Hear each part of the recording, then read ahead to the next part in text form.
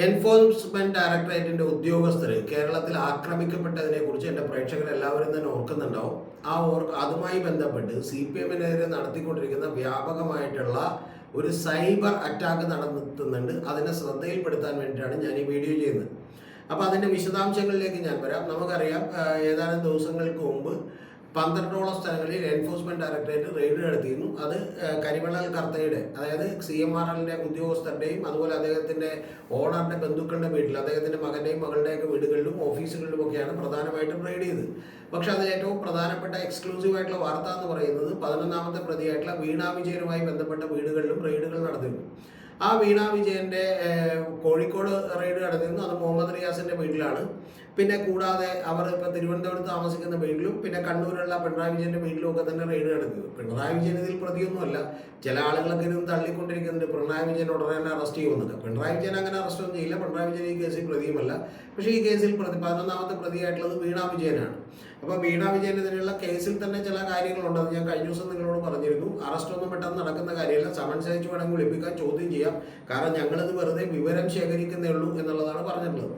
അപ്പോൾ ഈ റെയ്ഡൊക്കെ നടക്കുമ്പോൾ കേരളത്തിൽ വലിയ വാർത്ത വന്നിട്ടുണ്ട്. വെളുപ്പിന് 6 മണി മുതലാണ് റെയ്ഡ് നടന്നത് എന്നുള്ളത് കൊണ്ട് തന്നെ എൻഫോഴ്സ്മെന്റ് ഡയറക്ടറേറ്റിന്റെ അന്വേഷണങ്ങളൊന്നും വിശ്വസിക്കാൻ കഴിയില്ല എന്നുള്ളത് കൊണ്ട് തന്നെ CPM അണികളൊക്കെ തന്നെ വളരെ ഭയചകിതരാവുകയും അവരൊക്കെ തന്നെ ഈ വീടുകളിലേക്ക് പാഞ്ഞെത്തുകയും ചെയ്തു. പ്രത്യേകിച്ചും കണ്ണൂരിന്റെ വീടിന്റെ മുമ്പിൽ വലിയ ആൾക്കൂട്ടമുണ്ടായിരുന്നു.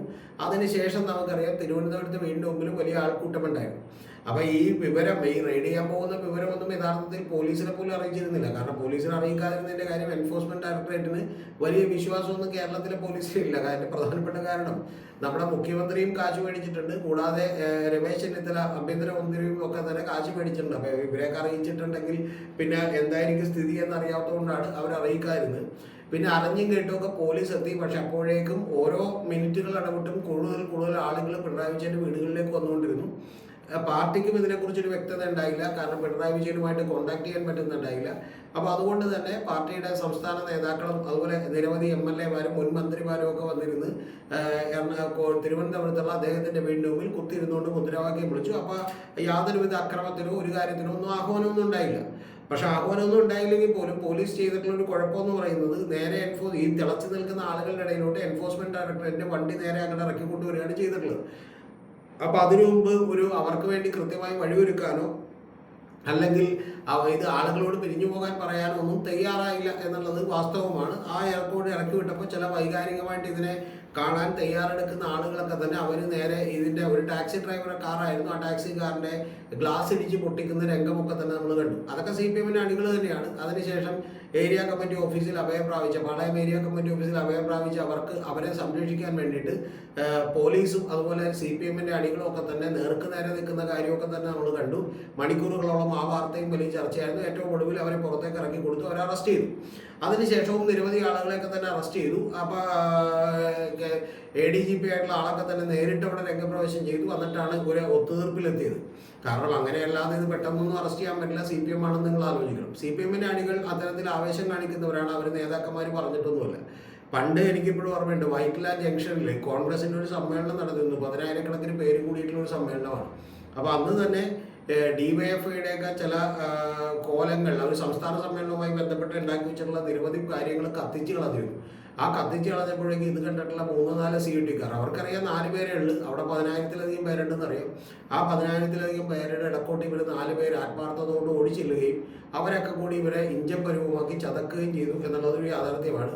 പിന്നെ അതിനുശേഷം ഈ യൂത്ത് കോൺഗ്രസിൻ്റെയൊക്കെ നേതാക്കന്മാർ, അന്ന് ചാരായമുള്ള കാലമാണ്, എൻ്റെയൊക്കെ ചെറിയ പ്രായമാണ്. അപ്പോൾ ഈ കോൺഗ്രസിൻ്റെ ആളുകളൊക്കെ തന്നെ പിന്നീട് ഓരോ ഇടവഴിയും കയറിയിട്ട് ചാരായ ഷാപ്പ് ഇവിടെ നിന്ന് അന്വേഷിച്ച് നടക്കുന്ന രംഗമൊക്കെ ഞാനിപ്പോൾ ഓർക്കുന്നുണ്ട്. ആ ഓരോ ഇടവഴിയിലേക്കും ഇതുപോലെ DYFIയുടെ സഹാക്കളൊക്കെ തന്നെ നിൽക്കുകയും ഒറ്റക്കൊറ്റയ്ക്ക് 2 പേരും 3 പേരൊക്കെ ഇട്ട് കിട്ടി ഇവരെയും നന്നായി ചതക്കുകയും ഇടിക്കുകയൊക്കെ ചെയ്തു എന്നുള്ളത് നമ്മൾ ഓർക്കണം. അപ്പം അത്തരത്തിൽ ഇവർ ഓടിച്ചിരുന്ന ആൾക്കാരാണ്. ആ ആവേശമൊന്നും ഇപ്പോഴും CPM-ന്റെ നിന്ന് മുഴുവനായിട്ട് പോയിട്ടില്ല എന്നുള്ളത് നമുക്കെല്ലാം അറിയാം. ഇപ്പോൾ കുറച്ചൊക്കെ കുറഞ്ഞിട്ടുണ്ട് എന്നുള്ളത് മാത്രമേ ഉള്ളൂ. അപ്പോൾ അത്തരത്തിൽ ആഹ്വാനമൊന്നും കൊടുക്കാതെ തന്നെ അവർ ആക്രമിച്ചു എന്നുള്ളത് വസ്തുതയാണ്. ഈ ആക്രമണത്തിന് ശേഷം യഥാർത്ഥത്തിൽ ഇപ്പോൾ സൈബർ സ്പേസിൽ വലിയ ആക്രമണമാണ് CPM-നെതിരെ നടക്കുന്നത്. CPM അത് തിരിച്ചറിയുകയോ അതിനെ പ്രതിരോധിക്കുകയോ ചെയ്യുന്നുണ്ടോ എന്ന് പോലും എനിക്കറിയില്ല. കാരണം യഥാർത്ഥത്തിൽ ഞാൻ വിചാരിക്കുന്നത് ബംഗാളിൽ 40% വോട്ടാണ് മമതാ ബാനർജി പിടിച്ചത്. 41% വോട്ടാണ്, കൃത്യമായി പറഞ്ഞാൽ 40.8% വോട്ടാണ്. പക്ഷേ ബംഗാളിൽ മമതയെ ഇല്ലാതാക്കാൻ BJP ശ്രമിക്കുന്നത് പോലെ ഇവിടെയും അത്തരത്തിൽ ഇല്ലാതാക്കാനുള്ള ഒരു ശ്രമം നടക്കുന്നു എന്ന് വേണം കരുതാൻ. അതിന്റെ ഭാഗമായിട്ട് വലിയ പ്രചരണമാണ് CPM-നെതിരെ ഉണ്ടായിക്കൊണ്ടിരിക്കുന്നത്. ആ പ്രചരണം എന്താണെന്ന് പറയാം, അതിന്റെ അസത്യം എന്താണെന്നുള്ളത് ഞാൻ നിങ്ങളോട് പറയാം. ഇപ്പോൾ മാധു സജി എന്ന് പറയുന്ന റിപ്പോർട്ടർ ചാനലിലെ ആളുകളൊക്കെ തന്നെ എന്ന് ചോദിക്കുന്നത്, എന്തിനു വേണ്ടിയാണ് ഇവർ ഈ പാവപ്പിടിച്ച ആളുകളൊക്കെ തന്നെ പിണറായി വിജയനെ പ്രൊട്ടക്ട് ചെയ്യാൻ വേണ്ടി ചെന്ന് അദ്ദേഹത്തിൻ്റെ ഒരു കേസിൽ അദ്ദേഹത്തെ ചോദ്യം ചെയ്തിട്ടില്ല. അപ്പോൾ കാര്യമൊന്നും അറിയാതെ വീണ വിജയനെ പ്രൊട്ടക്ട് ചെയ്യാൻ വേണ്ടി ഇവരൊക്കെ ശ്രമിക്കുന്നത് എന്തിനാണ്? കാരണം ഇത്തരത്തിൽ കളവ് നടത്തിയിട്ടുള്ള ഒരാളെ പ്രൊട്ടക്ട് ചെയ്യാൻ വേണ്ടി ശ്രമിക്കേണ്ടത് എന്തിനാണ് എന്ന് ചോദിക്കുന്നത് നിഷ്കളങ്കമായ ചോദ്യം ചോദിക്കുന്ന മാധു മുതൽ വളരെ ബോധപൂർവമായി പണ്ട് CPM-നൊപ്പം നിന്നിരുന്നു എന്ന് പറയുന്ന നിരവധി ആളുകൾ കൂടി വന്ന് ഈ പറയുന്ന ആളുകളുടെ, അതായത് ഈ ജയിലിലാക്കപ്പെട്ട ആളുകളുടെ അമ്മയോടും മകളോടും അതുപോലെ ഭാര്യമാരോടും ഒക്കെ തന്നെ പറയാനുള്ളത് എന്നൊക്കെ പറഞ്ഞ് നിരവധി വീഡിയോകൾ ചെയ്തുകൊണ്ടിരിക്കുകയാണ്. ആ വീഡിയോകളിൽ എല്ലാം പറഞ്ഞുകൊണ്ടിരിക്കുന്നത് വെച്ചാൽ CPM ഇവരെ കരുക്കളാക്കി ഉപയോഗിക്കുകയാണെന്നും അവരെല്ലാം വലിയ സുഖസൗകര്യങ്ങളിൽ ജീവിക്കുന്നവരാണെന്നും യഥാർത്ഥത്തിൽ ഈ പാവം പിടിച്ച ആളുകൾ അവരുടെയൊക്കെ വീട് കണ്ടാൽ തന്നെ നമുക്ക് സങ്കടം തോന്നുന്നു എന്നൊക്കെ പറഞ്ഞ് ആദ്യമേ തന്നെ ഒരു പ്രചരണം ഉണ്ടായിരുന്നു. അതായത് ശിവൻകുട്ടിയുടെ വീട്, പിണറായി വിജയന്റെ വീട്, അറസ്റ്റിലായവന്റെ വീട് എന്ന് പറഞ്ഞിട്ട് വരദാഴ് ഷാജൻ അടക്കമുള്ള നിരവധി പേർ വലിയ പ്രചരണം കൊടുത്തു. ആ പ്രചരണത്തിന്റെയൊക്കെ അടിസ്ഥാനം എന്ന് പറയുന്നത് സത്യമാണ്. അവരുടെ വീട് വളരെ ചെറുതും ശിവൻകുട്ടിയുടെ വീട് വലുതും അതുപോലെ തന്നെ പിണറായി വിജയന്റെ വീട് കുറച്ചുകൂടി വലുതും ഒക്കെ തന്നെയാണ്. അതിനൊന്നും സത്യമാണ്, അതൊന്നും യാഥാർത്ഥ്യമാണ്. പക്ഷേ ഈ പ്രചരണം നടത്തുന്നതിന് പിന്നിൽ ഉദ്ദേശം എന്താണ് CPM തിരിച്ചറിയേണ്ടത്.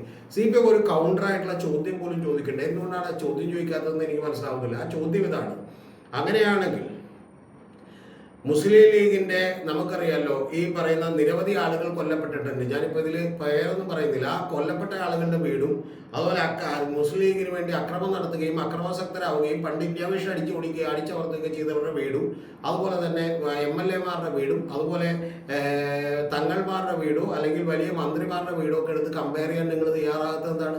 ഇനി ഇതൊക്കെ പോട്ടെ, രാഷ്ട്രീയ കൊലപാതകങ്ങൾ കേരളത്തിൽ നടത്തിയിട്ടുള്ളത് CPM-ന്റെ കാര്യത്തിൽ മാത്രമല്ലല്ലോ.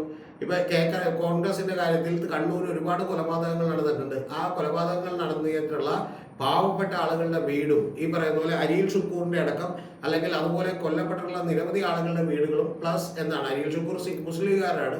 അപ്പൊ അതുപോലെ തന്നെ ഞാൻ പറയുന്നത് ഇപ്പൊ നിങ്ങൾ പേര് പറയേണ്ട ആവശ്യമില്ല, കോൺഗ്രസിന്റെ നിരവധി പേരൊക്കെ കൊല്ലപ്പെട്ടിട്ടുണ്ട് ഇല്ലേ. കാസർഗോഡ് പെരിയയിലൊക്കെ നിരവധി കൊലപാതകങ്ങൾ നടത്തിയിട്ടുണ്ട്. അവരുടെ വീടും കെ സുധാകരന്റെ വീടും കൂടി കമ്പയർ ചെയ്യാത്തത് എന്താണ് കമ്പയർ ചെയ്യാത്തത്? അവരുടെ വീടും കെ സുധാകരന്റെ വീടും അതുപോലെ തന്നെ രാഹുൽ ഗാന്ധിയുടെ വീടും എന്ന് പറഞ്ഞ് കമ്പയർ ചെയ്യാത്തത് എന്താണ്? അല്ലെങ്കിൽ KC വേണുഗോപാലിന്റെ വീടും എന്ന് പറഞ്ഞ് കമ്പയർ ചെയ്യാത്തതാണ്, അല്ലെങ്കിൽ VD സച്ചിന്റെ വീടും എന്ന് പറഞ്ഞ് കമ്പയർ ചെയ്യാത്തത് എന്താണ്? അപ്പൊ ഇത് ഒരു രാഷ്ട്രീയ പാർട്ടി മാത്രമേ ചെയ്തിട്ടുള്ളൂ. ഇനി ഇത് പോട്ടെ, BJP-യുടെ നിരവധി ആളുകൾ കൊലക്കത്തിക്കിരയാവുകയും രക്തസാക്ഷികളാവുകയും ചെയ്തിട്ടുണ്ട്. നിരവധി പേർ അക്രമം നടത്തിയതിന് ജയിലിൽ പോയിട്ടുണ്ട്. പോപ്പുലർ ഫ്രണ്ട് ആയിട്ടുണ്ടായതിന് പോയിട്ടുണ്ട്, SDP ആയിട്ടുണ്ടായതിന് പോയിട്ടുണ്ട്, മറ്റു പല CPM ആയിട്ടുണ്ടായതിനൊക്കെ പോയി ജയിലിൽ കിടക്കുന്നുണ്ട്. ആ ജയിലിൽ കിടക്കുന്നവരുടെ വീടും V മുരളീധരന്റെ വീടും രാജീവ് ചന്ദ്രശേഖരന്റെ വീടും എന്ന് പറഞ്ഞ് കമ്പാരിസൺ നടത്താത്തത് എന്താണ്? ഇതെല്ലാ പാർട്ടികളിലും ഉള്ളതാണ്. താഴേക്കിടയിലുള്ള പാവപ്പെട്ട സാധാരണക്കാരായിട്ടുള്ള ആളുകളുടെ വീടുകൾ ചെറുത് തന്നെയാണ്. അതിപ്പോൾ AD തോമസ് എന്ന് പറഞ്ഞാൽ തല്ലുകൊണ്ട് AD തോമസിന്റെ വീട് ചെറുതാണ്, പക്ഷെ KC വേണുഗോപാലിന്റെ വീട് വലുതാണ്. അതിനേക്കാൾ വലിയ വീടാണ് VD സച്ചിനുള്ളത്, അതിനേക്കാൾ വലിയ വീടാണ് രാഹുൽ ഗാന്ധിക്കുള്ളത്. അതെന്താണ് നിങ്ങൾ പറയാത്തത്? അപ്പൊ ഇതെന്താ CPM-നെ മാത്രം ബാധകമാക്കുന്നത്? ചോദ്യമാണ്, നിങ്ങൾ ഉത്തരം പറ. നിങ്ങൾ ഈ പറയുന്ന ഇത് CPM മാത്രം ചെയ്യുന്നു. CPM അല്ല സുഹൃത്തെ, ഈ കേരളത്തിലും ഇന്ത്യയിലുള്ള ഏത് പ്രസ്ഥാനത്തിലും ഏറ്റവും താഴേക്കിടയിലുള്ളവനും ചിലപ്പോൾ മറ്റുള്ളവരെ തല്ലുകൊള്ളുന്നവനും ജയിലിൽ പോകുന്നവനും ഒക്കെ സ്വാഭാവികമായിട്ടും സംഭവിക്കുന്ന കാര്യമാണ്. അവന്റെ വീടുകൾ ചെറുതും അവന്റെ സാമ്പത്തിക സ്ഥിതി ചെറുതും അവനേക്കാൾ മുകളിലുള്ള MLA-യുടെ വീട് കുറച്ചുകൂടി വലുതും മന്ത്രിയുടെ വീട് അതിനേക്കാൾ വലുതും പ്രധാനമന്ത്രിയുടെ വീടും അതുപോലെ വലിയ സൗകര്യങ്ങൾ ജീവിക്കുന്നവരുടെ വീടും ഒക്കെ വലുത് തന്നെയാണ്. അവർക്ക് വേണ്ടി തന്നെയാണ് ഇവിടെ കിടന്ന് നിരവധി ആളുകൾ തല്ലുകൊള്ളുന്നത്. ഈ AD തോമസ് ഒക്കെ തല്ലുകൊണ്ടതും നേരെ നിരവധി പേർ ആ പൂച്ചട്ടി കൊണ്ട് തലക്കടിച്ച പയ്യനടക്കം അല്ലെങ്കിൽ പത്തനംതിട്ടയിൽ തല്ലുകൊണ്ട ആളുകളടക്കം നിരവധി പേർ തല്ലുകൊണ്ടത് രാഹുൽ ഗാന്ധിക്ക് വേണ്ടിയാണ്. രാഹുൽ ഗാന്ധി എവിടെ താമസിക്കുന്നത്, ഇവരെവിടെ താമസിക്കുന്നത്?